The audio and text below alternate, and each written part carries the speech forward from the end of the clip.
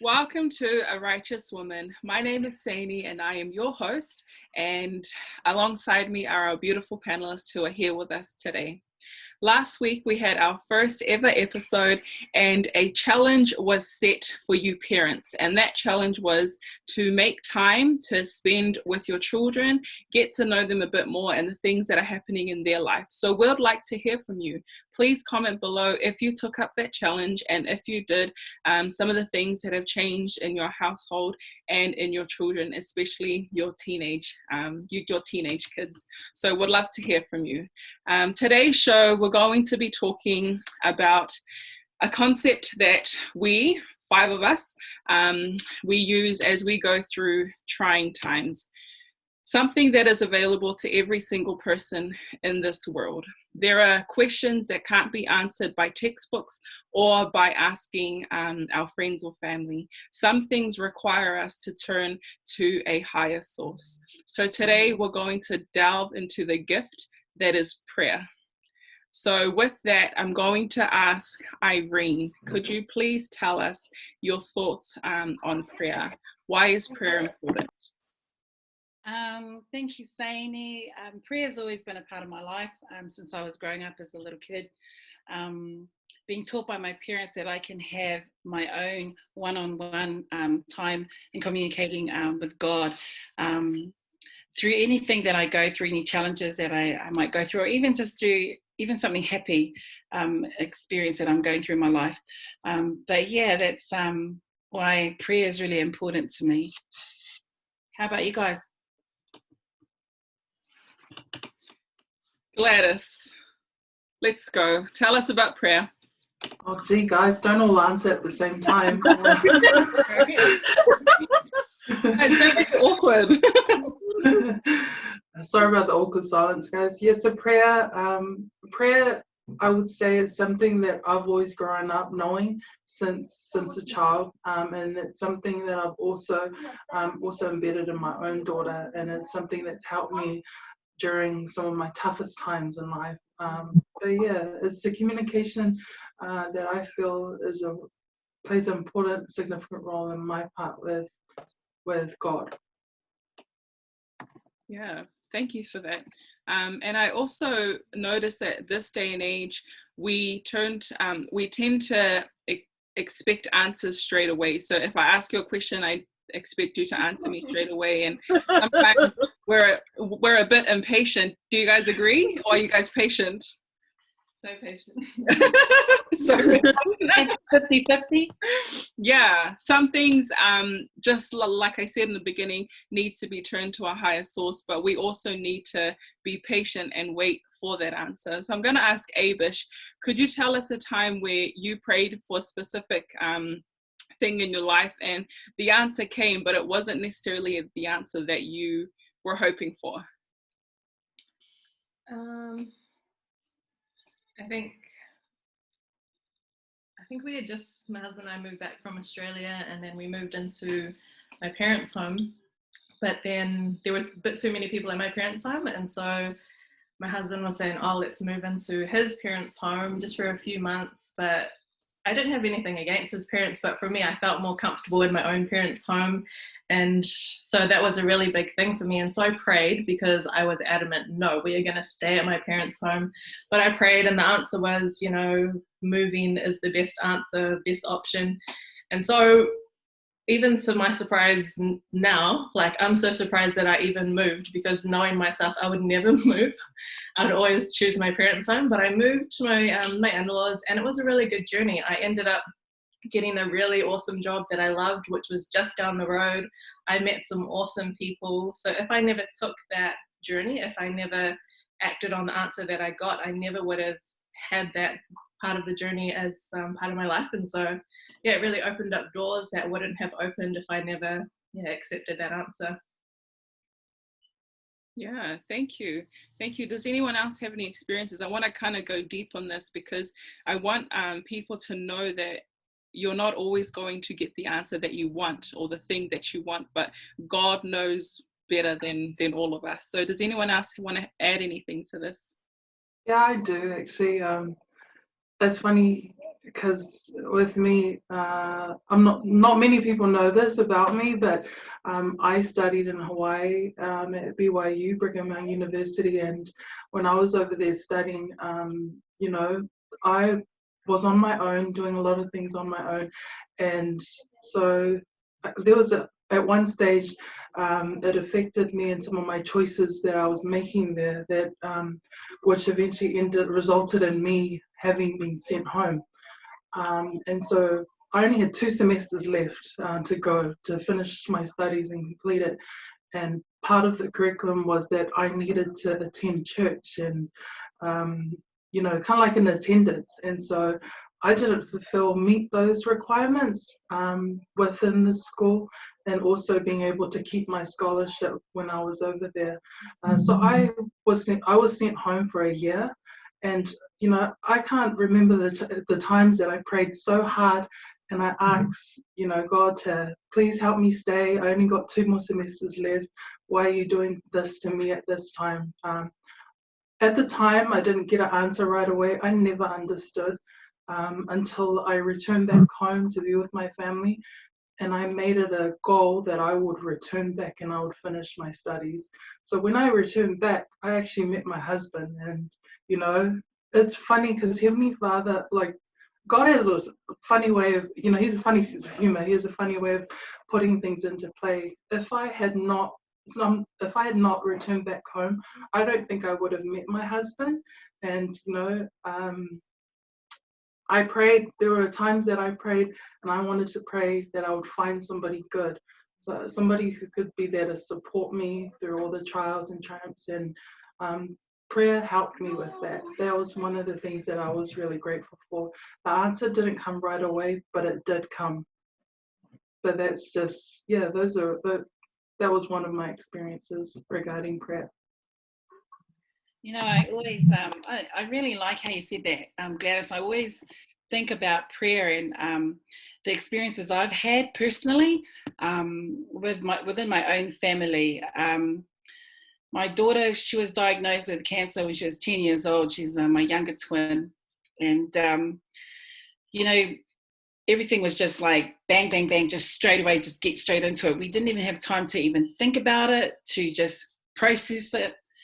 And throughout her journey, prayer was a really constant source for my family to be able to have that connection with God, that I know that He's there when I can talk to Him and just lay it out straight for Him, how I'm feeling, whether I'm angry, whether I'm, I'm hurt, whether I'm happy. And so I had this experience, so my daughter did all the treatment and everything. And we thought everything was going great. And she had done all her treatment and all that. And it was almost like 6 months to 8 months of doing all of these hardcore treatments of chemo, radiation. And then her neurologist calls us back in. And I just got back from Australia visiting my father. And my father said this before I left. He said, I want you to know that I'm praying for you, and especially for my granddaughter. And he said to me, but when I come, my granddaughter is going to be she's going to be totally healed, because I know that through prayer, that can really help my granddaughter. And I'm like, yeah, thanks, Dad. And then when I came back home, we had to go see the neurologist. Neurologist said that they found another tumor in her brain, different part of her brain. And I was just so torn, I was broken. And I'm sitting there with my daughter. She's been really ignorant of her illness because she didn't want to face it. Even though she's 10 years old, she never wanted to talk about it. And so I called my dad, and my dad goes, when I come and visit you, I'm coming to see you. And as I'm telling you that my prayers have been answered, my granddaughter's going to be healed. I'm just like, hey, Dad, we just got the news she's going to be sick. She's sick again. And then about a month later, my father came over. Day before that, I went to take my daughter to see the specialist. And they were ready, girls, and I tell you, they were ready to uplift my family and do this kind of operation that can only be done in Dunedin. and we were going to uproot my family and move down there for her so that she can have this it's a radiation, what you call it, operation, really difficult. And the chances of her surviving that was really, really small. But they were all arguing, specialists, and we're getting ready to do this move. And then they called us back in to check up on her again. They did her scans and all that. We went back in. Remember, girls, I told you my dad said that he's going to, God's going to answer our prayers. We go back there that day, and I swear I couldn't believe it. They said, look, I want you to look at her scans. There's no tumor. I was like, what? As clear as day before, a month before, there was a tumor right there. Wow. When I come back a month later, there's nothing. My dad comes the next day from Australia, and I told him, and he was like, what did I tell you? I was like, prayer is the only way that God can answer us when we're going through hard things. And I'm just like, oh my gosh, tested my faith, girls, it really did. But I was really grateful for my father. The power of prayer is unbelievable. It's something that I've experienced and I'm really grateful for. Yeah. Thank you for sharing that that experience. And something that comes to mind is it's really good. It's really nice to pray, but we also need to do our part. We can't just pray and expect miracles to happen, So I love that you prayed about it and you went to take her down to the hospital to go through her operation, instead of just praying and just staying home, and thinking, God's higher than the doctors. We're just gonna, pray and work. And there's a quote, correct me if I'm wrong, it's get on your knees and pray, then get on your feet and work. And I really love that. And so I want to ask Fusi, do you have any thoughts or have any experiences where you prayed about it and the answer came, but it was not what you were expecting? Yeah, I was trying to avoid this question. I noticed because you're quiet. I'm trying to avoid this question, but yeah, I think sorry, let me rephrase what I'm trying to say. That sounds pretty much like my whole life. I feel like my life has been a life of curveballs where I think God is telling me this is what's going to happen, and then something completely different happens. So I may be praying exactly what your question you posed, which is I'm praying for something and it doesn't happen that way, or it doesn't happen at all. And I feel that way about my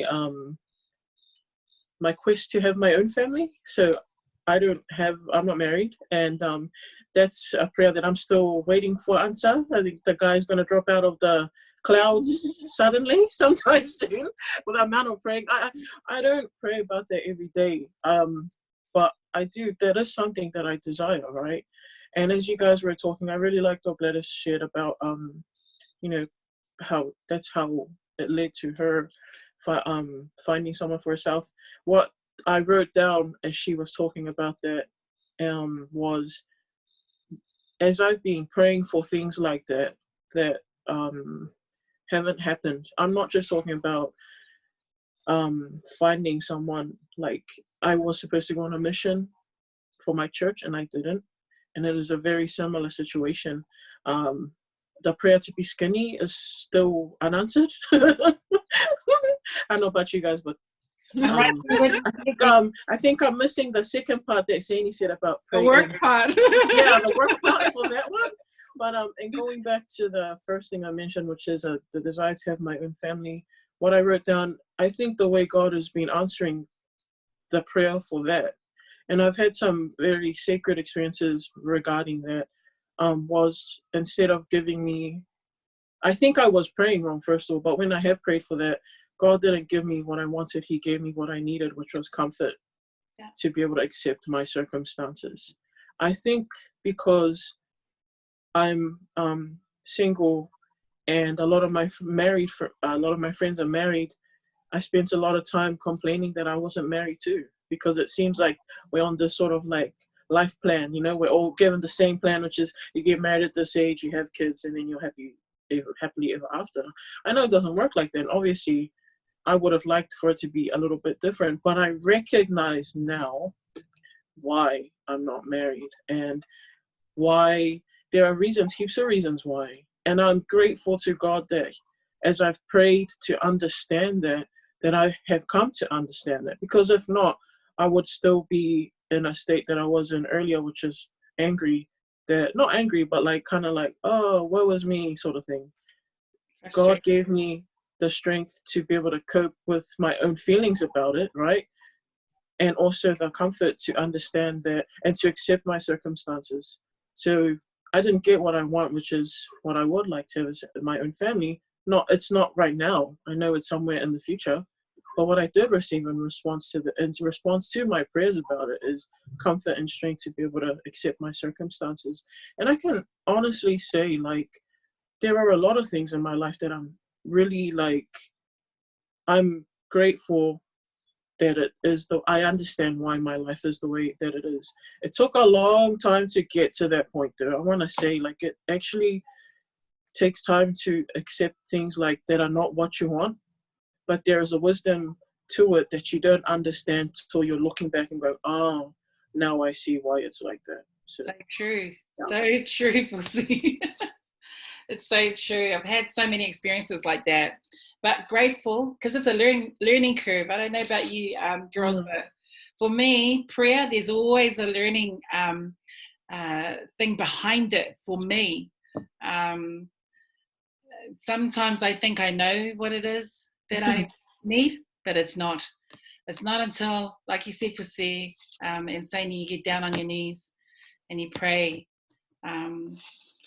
Might not come in a way that you want to. Like, I've experienced that many times, and I have like, are you serious? Like, I'm being serious. I've said that. I'm like, I'll sit there. I've even done it in the temple. To those that don't understand what a temple is, it's part of our faith of our church, the Church of Jesus Christ. We really believe in temples, doing work in there. And so that's where a lot of my spiritual experiences of prayer have been answered. And man, I tell you, when it's been answered, I sit back and I'm like, are you serious? Yeah, I have. And then I've learned very quickly to not question and just to act on it. That's another thing too about prayers, acting on once I receive my own answers from God, I acted on it and I've seen the results of it, which has been actually good.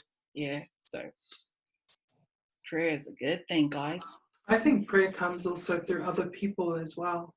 I don't know about you guys.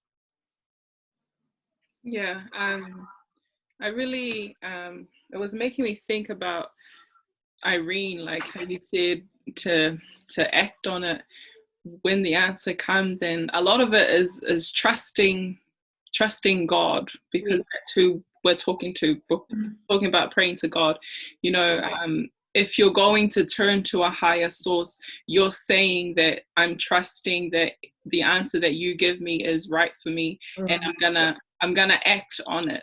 But another thing is, do you have the faith with that your answer isn't going to be what you expected?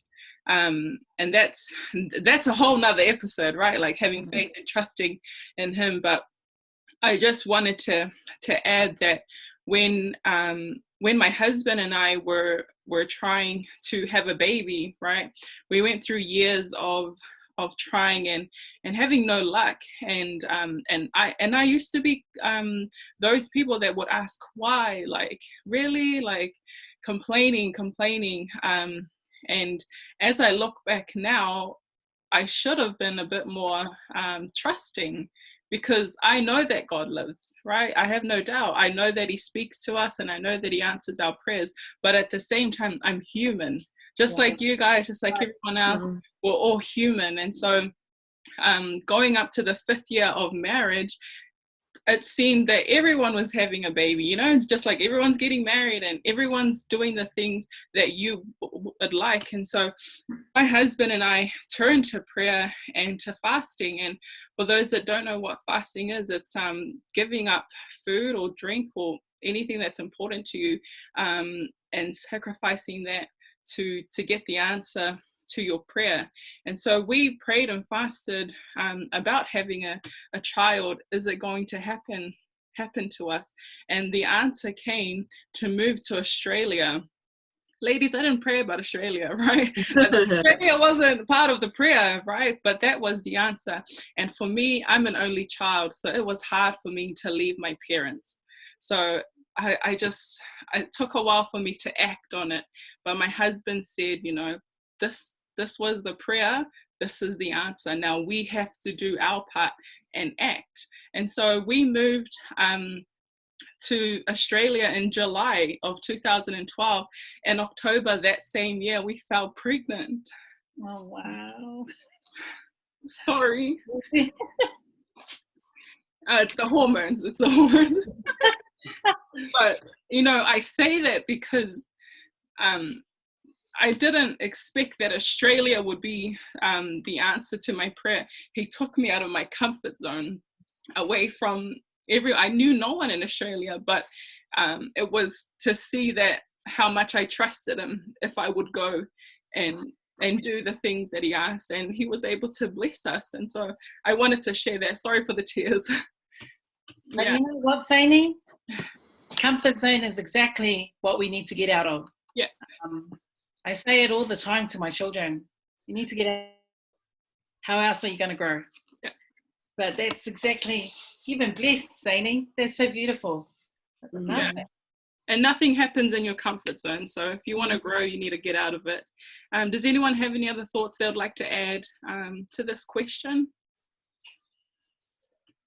It has taught me to be calm. I've become a more calmer person over the years. Out of my whole entire family, I'm the calm one. So if something was to happen, my husband, he like loses the plot, like legit loses the plot. He panics like no tomorrow, and all my children can actually agree with me. I'm very calm, and that is seriously is something that I got to give it to prayer, because it calms me. It helps me to think better. And like you said, Saini, it even with being in this panel, it's helped me to get out of my comfort zone. Yeah. You know, people look at me and they say, oh man, you know, she's really outgoing and she's really blunt. But yeah, I have my moments, girls. Like I have my moments of not feeling like I shared before I'm up to par. But I'm grateful for this. I'm grateful for this topic. Really grateful for this topic. I just wanted to add that when you were sharing your experience, Saini, I was thinking about how could it be obvious that it wasn't just coincidence? You know, like how would it be obvious that it wasn't just coincidence? Like in terms of your answer to you and your husband's prayer was to move to Australia, and the fact that you fell pregnant in Australia, I think was a very deliberate way to show you how involved God really is, in terms of like he moved you to Australia and you fell pregnant there is a signal to you of how much he cares about you and your family's desires, you and your husband's desire to have children, but two, like how involved he is. Like if you just fell pregnant, you were praying to have a child and you just fell pregnant like here in New Zealand, maybe you wouldn't have attributed it to God answering your prayer, but it was so, you couldn't mistaken it because you were in Australia and it happened there after you'd followed the instructions that you received. And I really feel like a lot of the times when God manifests the answer to our prayers, because we got to be clear that it's not some sort of vending machine where you put in coins or say a prayer and the answer drops down in the vending machine and you get it straight away. It doesn't work like that. I really like that question, because what it's highlighting in all these experiences is that God grants the answers to our prayers to make it obvious. One reason he does it the way he does, which is not, he grants it by not giving you what you want, is to show you, one, he's involved, and two, he cares. He knows what's going on with you. I was thinking about a time when God made it very clear to me that he knew I was praying. And I'll just share this. I'll try and make it very brief.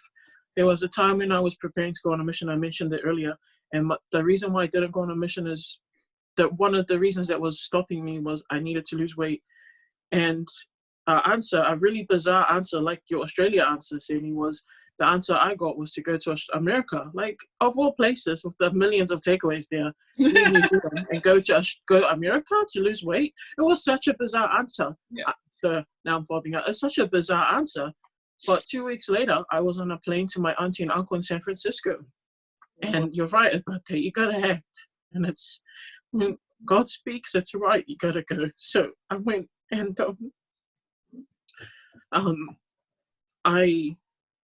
the miracle was that I lost weight there. It was really bizarre that I went and lost weight there. So what happened was there was one day, so I obviously was there to lose weight, and I think I just needed to be removed from my comfort zone, right? So I was, and my auntie and uncle, they're like amazing. They like signed me up for the gym. They'd buy me healthy food and stuff. And they were really like, I knew that's what God was providing for that answer. The prayer that I kept praying, which is, I really want to go on a mission. And I would walk around the block, but it was quite dangerous in the place we live. So I started to get scared. So I started just exercising in the house. I started to do Zumba on the laptop that I took with me. And one day when I was I got up to do my exercise. I wish I could still exercise like that, so maybe Abish will give me some inspiration as we go on this journey. It was like I needed to exercise, like I needed to eat. Now it's just I need to eat.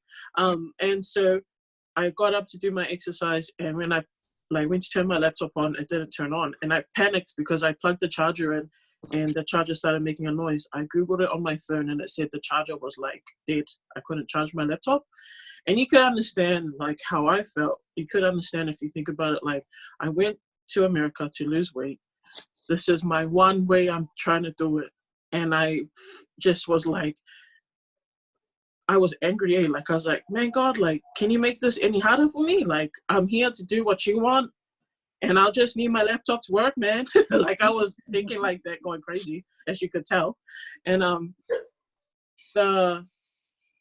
I started to cry, and then I started to feel a little bit like how I always felt when I was trying to prepare for a mission was, it's never going to happen. And then I thought about, maybe I should say a prayer. So I got on my knees, and I never forgotten this prayer, because it is probably the shortest prayer I ever said, and probably the most silly one too. These are my exact words. Heavenly Father, I know there are more important things for you to worry about than a laptop. There are kids that are hungry and wars that are going on. But if you hear this prayer for a broken laptop, please help me to know how to fix it. I couldn't replace the charger because, oh my gosh, I can't believe I'm crying like this. But I couldn't replace the charger because obviously it was a New Zealand plug, and I needed a couple $100, which I wasn't going to burden anybody to ask for. So I just was like, well, if this doesn't work, I guess I better risk getting shot and run around the block.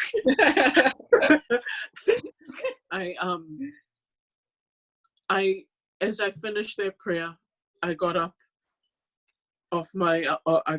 and about 10 minutes later, we were about to go shopping. I've had an impression to leave the charger in the sunlight in the window. So I just put it in the window, and then we went shopping. And when we came back, I remembered the charger as soon as we got back.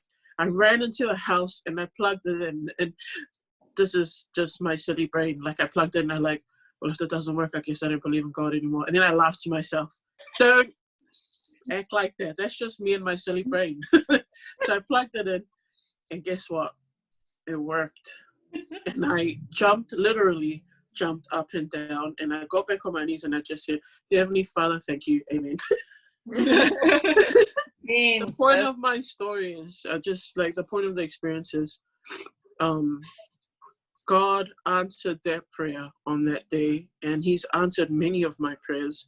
But on that day, I knew without a doubt that God knew who Fusi was, and God was listening, and God knew I was in America. God knew that I wanted to go on a mission, and he granted that prayer, granted he manifested the answer to that prayer so quickly so that I would never doubt that he was with me and he was helping on the journey. And so I know if you don't believe in God, just to those people out there who are watching,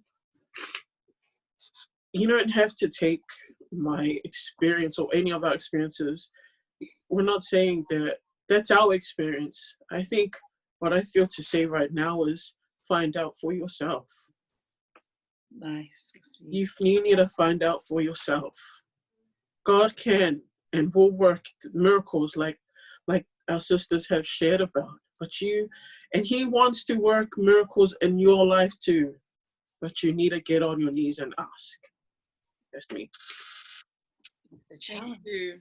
Thank you to everyone for sharing their experiences about prayer. And it's really overwhelming to hear it. And it just adds to my faith that prayer is real and that God is real. And so I want to end off this episode just going off what Fussy just said. What would you say to someone that has never prayed before or prayed to God? So I want to open it up to the panel. Ava's really quiet. I know there's some deep thoughts in there. I think to answer that question, I think firstly understanding the relationship between yourself and who you're praying to. You're a child of God and you're praying to an all-loving Father in heaven. And so I think once you understand that relationship, all it is just having a simple conversation from the heart and just pouring out your thoughts and feelings about what you may be going through and talking to your Heavenly Father and waiting for answers, going to work for those answers, and then just waiting patiently for those answers, because they will come if your prayers are simple and from the heart. But always remembering the relationship with you and the person you're talking to is your Father in heaven. Nice. Let me say that. Anyone else? Anyone else want to add to that?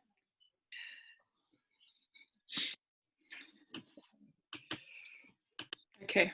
I would say if you're sitting here on this episode, never said a prayer in your life, just start. That's kind of the hardest thing to do sometimes, is just starting something or making a decision. And there are some things that you can study and find out, but there are some things where you just have to have faith and believe that it's there. And in order for you to do that is by starting, and prayers don't have to be lengthy. They don't have to be grand. They don't have to, be amazing. Just like Abel said, they just have to come from the heart. If it's the shortest prayer in the world, but you mean it, God will answer you. And it'll be in a way that it'll be either obvious, or it'll come through other people and the things that they say or do. But if there's one thing I want to leave today, is that these experiences are amazing and the stories are amazing, but you really have to find out for yourself, number one, if there is even a God. And the only way to do that is to ask the higher source if he's there, and if the things that have been talked about on this episode are true, and to form your own story about prayer. But before we end off, does anyone else want to add anything? Just one thing. Like we spoke a lot about receiving answers to prayers and questions that we may have, but sometimes our prayers are just for strength or for peace or for comfort. And I know a lot of my prayers have been for peace and for strength. So, because a lot of times when I'm asking and I get the answer, I choose to not follow the answer. But that's something that I've learned about myself, that I really have to, act in faith from the answer that I get. But a lot of my prayers are for peace and for comfort, and I definitely know that Heavenly Father has answered those. And so, yeah, it's not always for an answer. Sometimes you just need some peace, comfort. Yeah. Yeah, and don't be like me, just pray when, like, when everything terrible happens or when the worst things happen in life, and then all of a sudden, oh, let's say a prayer. Maybe that would help. But like you mentioned earlier, and like the rest of you all mentioned, action. You have to act on it as well. And another great example is that I learned through prayer is seeing my daughter say her prayers at night. Just how innocent they are. She's 5 years old, by the way. So when she says her prayers, she's praying for my grandfather who's actually passed away. And, her conversations are like, I hope he's having fun in heaven and he's having heaps of fun eating lollies.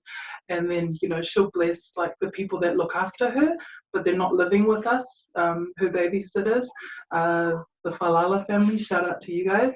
And then also she'll just pray for the dog and all the animals and the insects that she plays with. And, it's really interesting. You'll learn a lot from, the innocent prayer of the young children and people in your home as well. And I'm grateful for that she has that relationship and that connection with her Heavenly Father through prayer. And we don't try to, we try to guide and direct her in a way, but we let her speak from the heart. And that's something that I really enjoy listening to her prayers a lot. A lot of times when I'm like lying down, she's like, Mommy, you have to sit up. You can't lie down and say a prayer. And, I learned so much from her. Kids, that's right. So I'm just going to share quickly an experience of a grandfather who shared that he was trying to teach his grandson about prayer, and he was telling his grandson to get up, and he was just too tired. I think he was like 4, and then he was like, come on, you have to say a prayer before you sleep. And then the grandson like got on his knees and he was like, dear Heavenly Father, I'm tired, amen. And he went to sleep. And the grandpa was like, no, that is not how we pray. But at that very moment he received an impression that that's enough, that the grandson's prayer, who's 4 years old, that's enough, because that's how he was feeling. That was his heart. He was tired. He just wanted to tell Heavenly Father that, and he went to sleep. And so I love that you brought that up, that teaching children about prayer is also teaching by example, and if they start praying about blessing the dog and the flowers, it's enough, because that's from their heart, and God knows it. He just loves the fact that they're talking to him. So don't be that parent that's like, no, you have to say this and that. Correct you. Kids are innocent and they speak from the heart. Yeah. So allow them to do it. But that is our episode. Thank you so much for tuning in and for seeing us cry. I don't think anyone planned to cry. Oh man. But I loved it. I loved the episode, and I learned quite a bit from it as well. But I do want to leave you with this, that there is no greater status than to know that you are loved by God who loves you completely. I'm Saini, and until then, this is A Righteous Woman. Bye. Bye.